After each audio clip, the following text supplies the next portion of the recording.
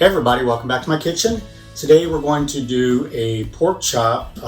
It's a recipe that I did a couple of months ago, maybe more than that, maybe a year ago, with figs and mangoes. But I couldn't find any figs at the market. Unfortunately, just the old dried figs. I didn't want to get those. I like using fresh figs and they're not available right now.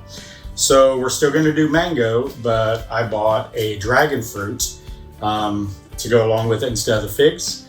For those of you that don't know, dragon fruit, they grow on, actually looks like a cactus. And some of them are purple inside, some are pink inside. I believe this one's going to be white inside. We'll find out when we get to that. But first, I'm going to, over probably about a medium heat, I'm gonna saute and just brown these pork chops. I got thin cut pork chops. I like them thin because then they're not dried out and chewy when you fry them.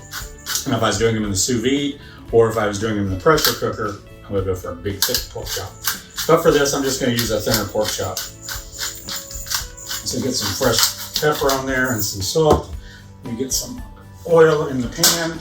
I'm gonna put the ingredients all down below in the description, and I'll also put it on my website with a link to that. But first, let's get the pork chops sauteing. Get that warmed up a little bit. Not even close. I'm going to show you a trick on doing mangoes. If you don't have mangoes, you can use peaches. Peaches and figs, peaches and whatever kind of fruit you like, maybe even apples. The apples would have to be probably blanched or cooked a little bit longer because, that's why. Feel heat. I don't get the front burner on. I want the back burner on. Okay, so let's go with a couple. I'm only going to use 2 of the mangoes. I'll probably use these 2.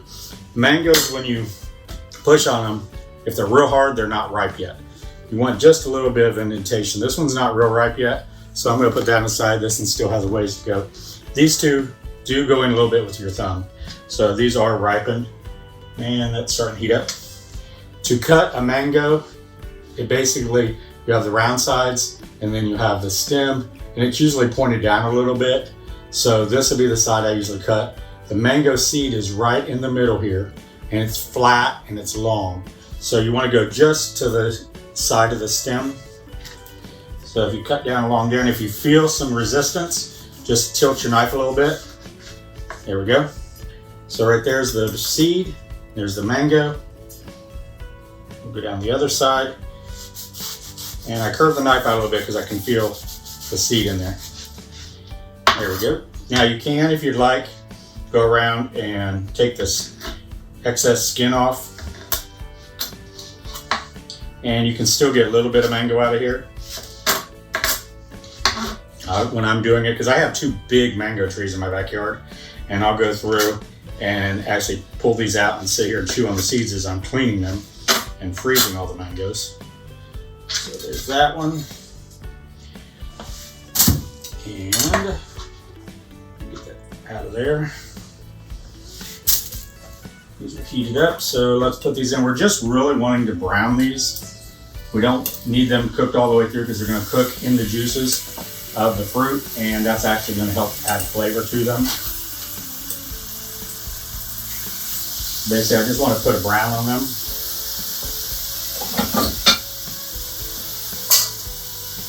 So there's the first mango. Let me get the other one done real quick.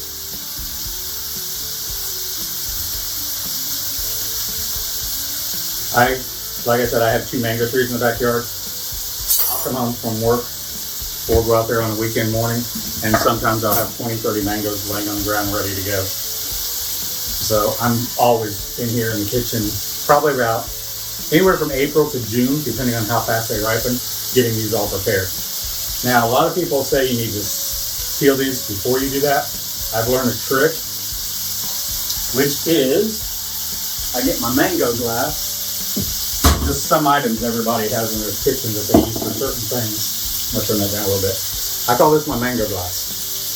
So if you take your mango in your hand, small side down, you're gonna put the edge of that right on the glass and just push down. And you're gonna skin the mango.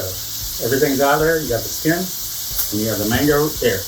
Careful when you dump it because you are gonna get a lot of juice in there. But this is a trick I learned. I spent many days peeling mangoes and it was a pain. Instead, just skin them and they're good to go.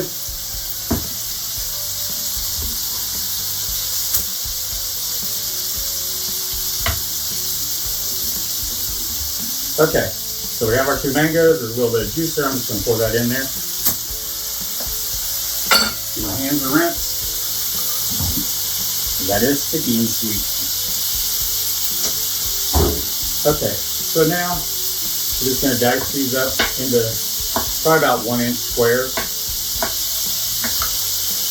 This is all going to cook down. So if you want some mangoes on your pork chop, cut them a little bit larger so it doesn't cook down all the way. Or use not such a ripe mango so it doesn't cook down as fast. These are pretty ripe. There we go.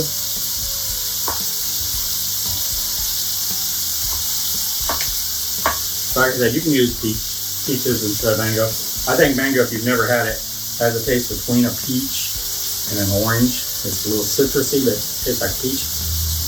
They're delicious.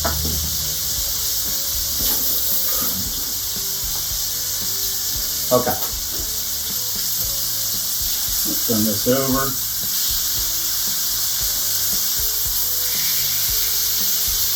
Color on the other side. And I'm going to get a bowl to put all this in. All right, let's get this mango moved aside.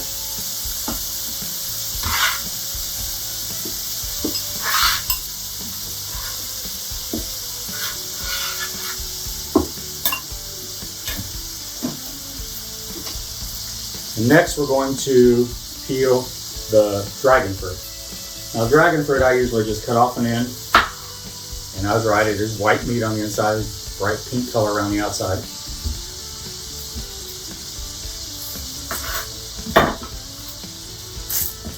And then just go down the fruit and skin it down. Now you can leave a little bit of this pink on there. You just want the hard skin off the outside.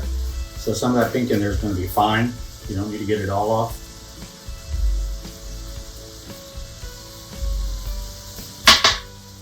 I've actually got 2 dragon fruit plants out in the backyard. They haven't fruited yet. They're only about a year old. It takes a while for them to get established and then start putting off fruit. Should get all this off.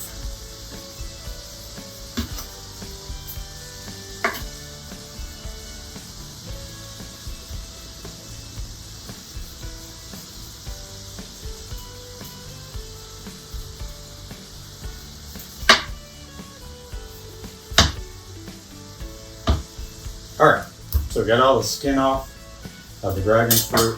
We're just going to cube it up the same as we did the mango. I'm going to turn this down to low since I'm not ready to put everything in yet. So we'll just cut these in strips. As you can see on the inside, actually I took these with me one time to a get together. And a friend of mine, she had never seen dragon fruit. Actually, it's showing off, I'm gonna take it off.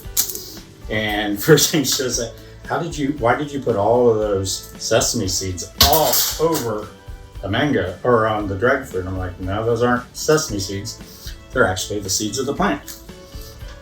And since this is coming off, I don't want it to get stuck in there. So I'm gonna take it off too. Yeah.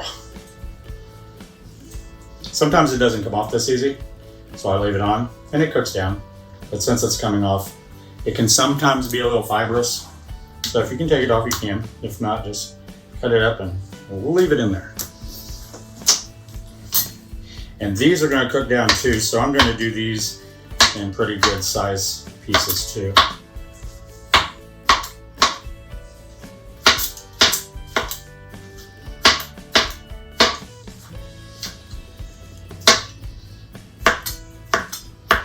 All right, how's getting worked out today? I think this dragon fruit will fit right in top. This is really good for a fruit salad. I know up in Ohio we have fruit salads all the time, and putting just something different in there. I mean, it's little square cubes, little dots, really brings out the appearance of your fruit salad, and people are going to wonder what it is. Let me rinse off my hands from all that fruit juice.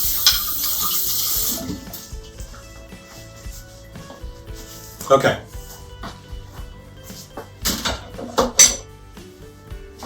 So I'm going to go ahead and increase the temperature back up to about medium high. I'm going to put the fruit all into the pan. And then we're going to put 2 tablespoons of brown sugar. Put that around in there. 2 tablespoons of honey. And I'm just eyeballing this. I made it enough to get about right. About a half a cup of water to bring all this together. And on the balsamic vinegar, usually about 4 tablespoons. 1, 2, maybe 4 or 5 times around the pot. And you're going to want to put a shallot, 1 small shallot. And if you don't know what a shallot is, it's kind of in the onion, it is in the onion family.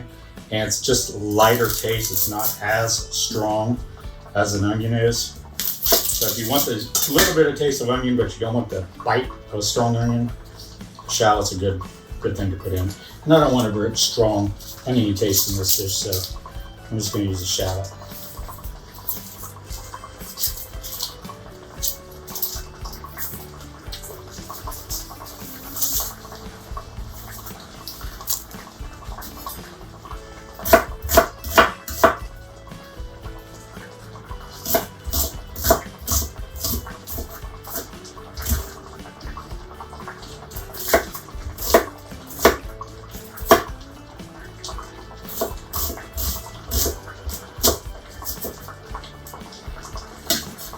Okay, let's get that in there.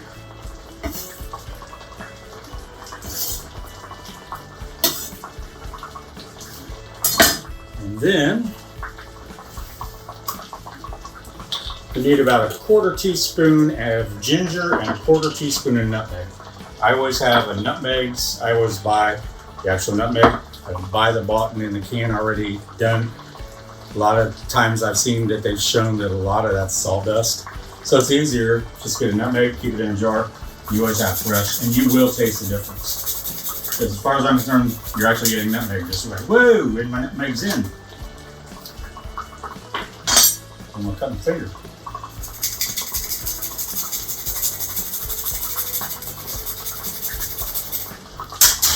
There we go. I'll rinse that off before I put it back in the jar. Then the last thing is about a 1/4 teaspoon of ginger. You can use dried ginger. I use fresh, and instead of peeling it, I'll cut off the end where it's dried up. And the easiest way to peel ginger is with a spoon. Instead of peeling it back with a knife, you're going to cut a lot of ginger away. And with a spoon, you just scrape across it, and it just takes off the top layer. And you have nice fresh ginger. Then I'll just wrap it in a paper towel and put it in the refrigerator and use it on the next dish. But that's so much easier. You're not wasting all. You got real thin skin, almost the thickness of onion skin, and that's all you're taking off. So we're going to put about a 1/4 teaspoon of that in there, fresh grated ginger. I like ginger, so we may put a little bit more. There we go. And a little salt and pepper. Everything on the counter. I'm going to taste it again once I'm done cooking, just to see if I need a little bit more salt and pepper. I'm going to put that in now. Give this all a little toss around, get the mangoes down in there, and the dragon fruit.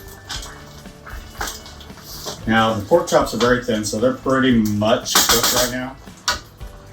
So right now we're just trying to reduce the fruit, break it down, and make a little sauce. So I'm going to cover it. I'm going to cook it for about 10-15 minutes. Let that all break down and we'll be done.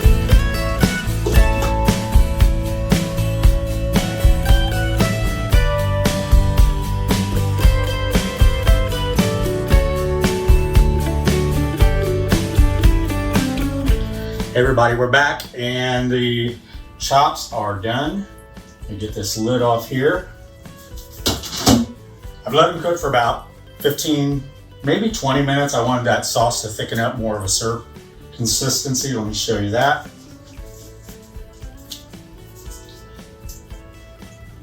As you can see, it's nice and thick and syrupy. All those, now remember, that's not pepper on there. That's the actual little seeds from the dragon fruit.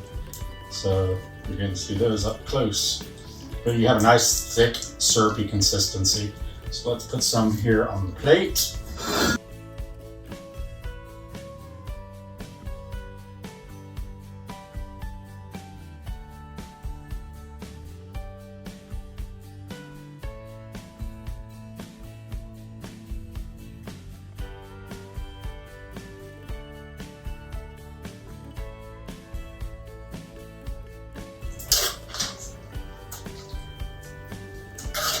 Like I said, this is just a nice little change, little sweetness. Kind of reminds me of pork chops and applesauce growing up as a kid that Mom used to make.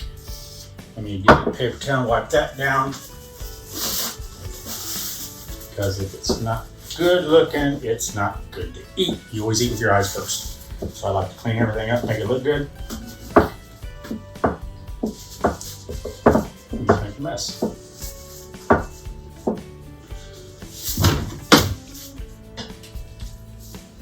So there we are. We have our mango dragon fruit pork chops, kind of like my, excuse me, my mango fig pork chops that I'll put a link down below. So y'all give these a try. If you're new to my channel, welcome. If you're coming back, I'm so glad you're back and watching more of the videos. Please let me know down in the comments below if you try this, or if you have some ideas how to change it up, or if you have any videos you'd like me to do. I appreciate all of you watching, and I love the comments. I'm trying to answer every single comment. So if it may take a day or two, just give me a little time. I will answer them. I'll talk to you soon, and take care. Bye-bye.